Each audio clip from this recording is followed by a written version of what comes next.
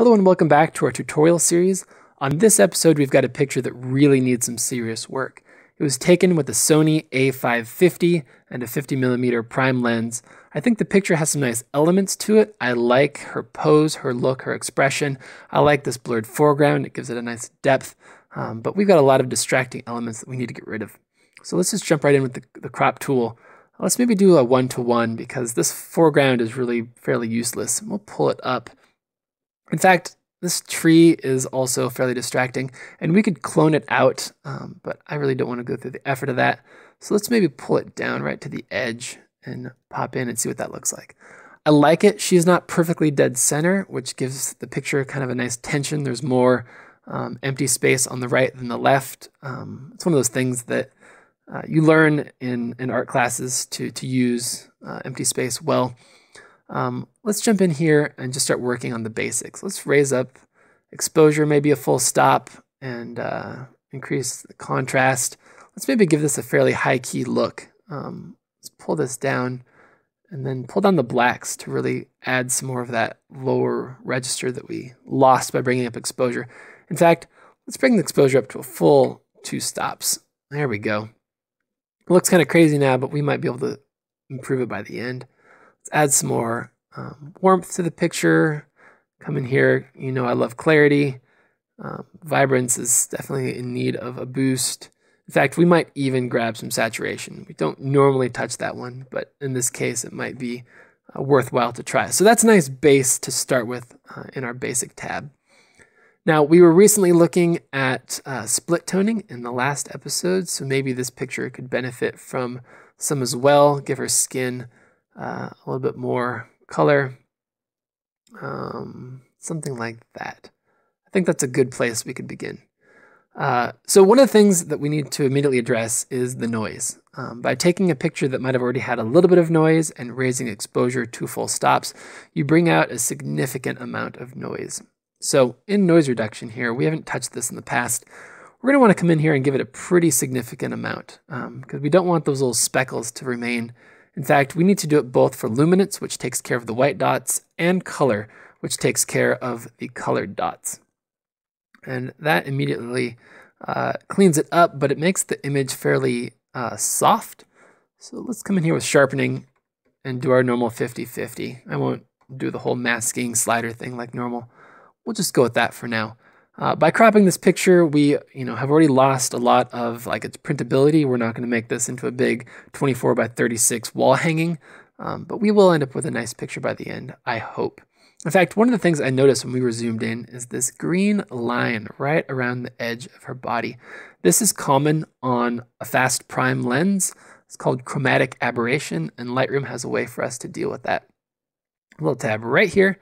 And so watch the green. Watch this green here. As I click it, click, it will take away that line. One of the challenges, though, is that on her right side, she's got a pesky one that doesn't seem to want to go away. Oops. So I can get my zoom figured out.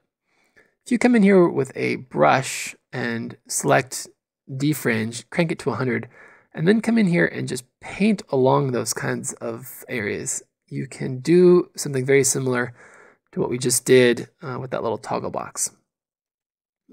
Try not to paint over too much of the image. You really want to just focus on that outer rim, and that will make your picture look better on close examination. All right, so let's see.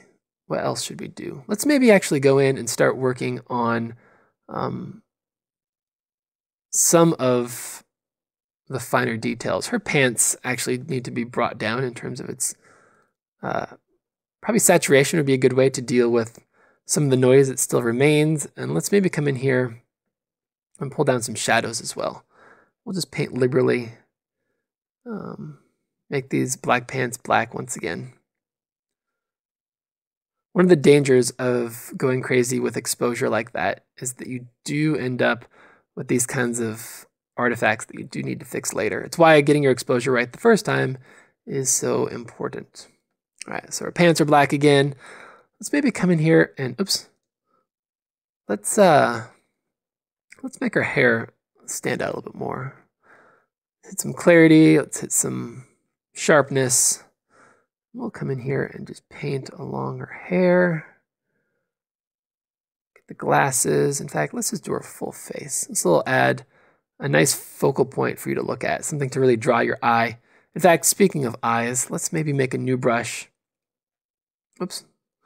Let's maybe come in here and paint on her eyes. I always talk quieter when I'm in these fine detail kinds of elements. Just jumping from before and after, I think that's looking pretty good, but we definitely need to do something about this dumb building back here. So if we were in Photoshop, we could easily clone it out with a brush and just paint over the top of it. In Lightroom, we have to be maybe a little bit more clever. Come in here with a big brush set to heal, and we will just pull it up into the sky. That's not bad. Let's pull it down a little bit and get that window or whatever. Challenge is now we've got kind of just a big missing hole. So what we might want to do is just nuke this whole right side. Let's see what happens if we do one more. Oh, that's not going to work. Let's pull it up until it starts looking more natural. You got to be careful with something like this. Like I said, Photoshop is better at certain jobs than Lightroom is. But I think that does a pretty good job of eliminating that distraction. In fact, we're going to do one more thing here to her pants. I don't know if this is just one of those dappled light artifacts or what, but I'm coming here and just paint that out. In fact, I'm thinking that picture looks pretty good as it is. Let's jump back to the before and the after. Again, this is one of those pictures where it was never going to be like magazine quality. What we really had to do is do some emergency resuscitation in the ER. So I hope you like the look of that, and hope you check in next week for another episode in our series.